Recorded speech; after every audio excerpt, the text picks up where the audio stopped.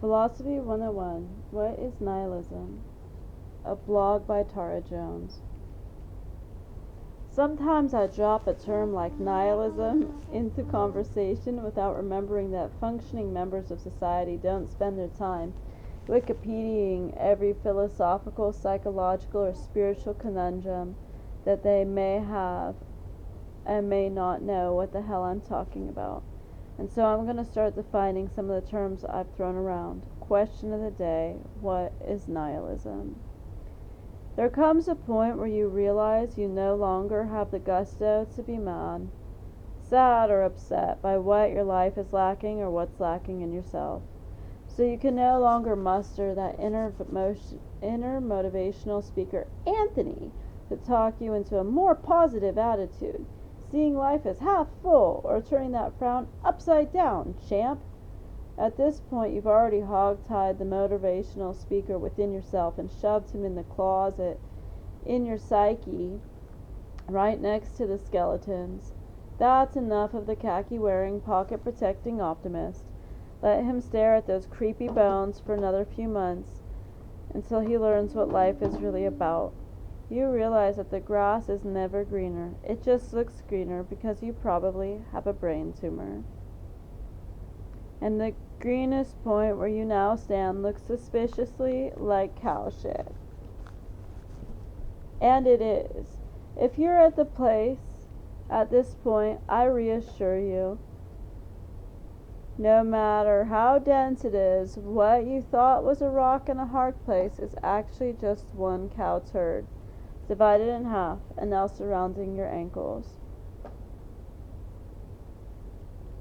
You come to inactively have no expectations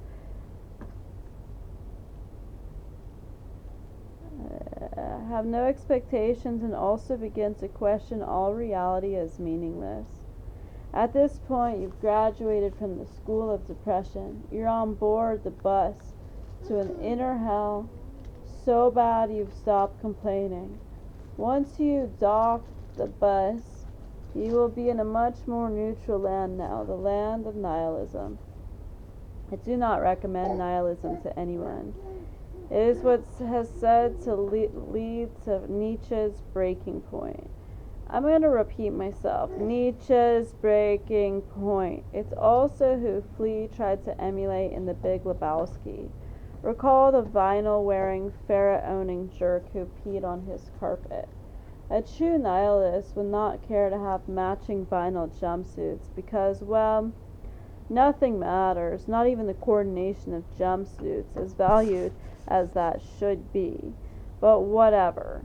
Even having this thought annoys you because every thought or good point has become nothing more than a fly to a shoe away from irritating your brain into activity, so you choose to ignore that too.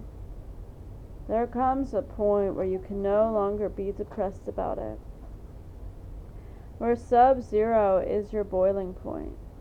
At this point, you do not cry, you just observe that this is life, and you think how you'd rather just not engage in anything without meaning. I'm not talking suicide. That's entirely too much effort. I'm talking just not doing life. Life? Don't do it. Going to Target with your friends? Nah. Saving up your secret food, shopper stamps, or that free ice cream? Nope. Not even going to J.C. Penney's one-day sale? Oh, really? Oh, wait. I still don't care. Because ultimately, everything is equally inane and meaningless, and some grand epic possibly shakes you back into a space that helps you believe for a second that there is a point. There's just not. In a world where nothing matters, sleep becomes pointless. It can be had at any point of the day or avoided at any point of night. Conventional rules seem to lose their control. You sleep now to have a pattern, not so much for yourself, but for Jimbo, the peeping Tom outside. You see, you're past the point of being offended by the psyche of anyone or anything and just accept it as fact. Murphy's Law dictates that the odds of that happening again are pretty high.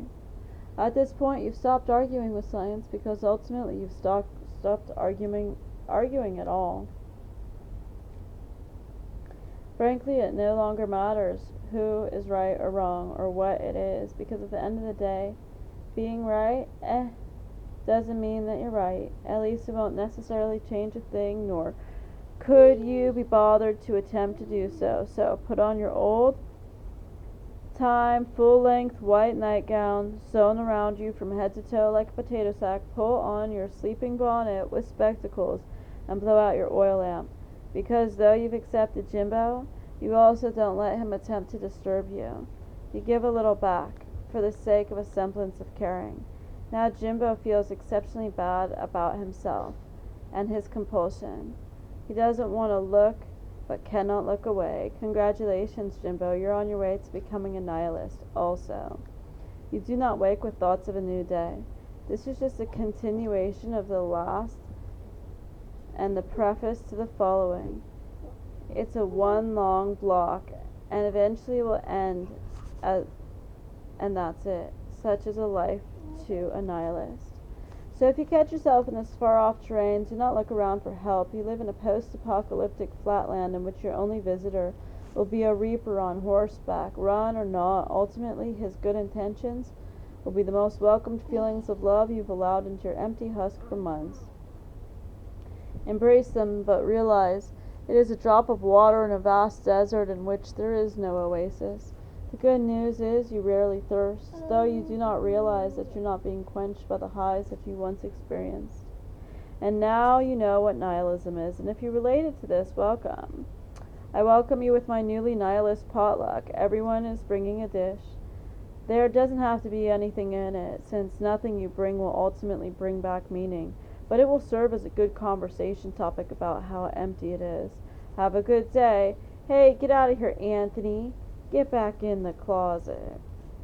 Philosophy 101. What is nihilism?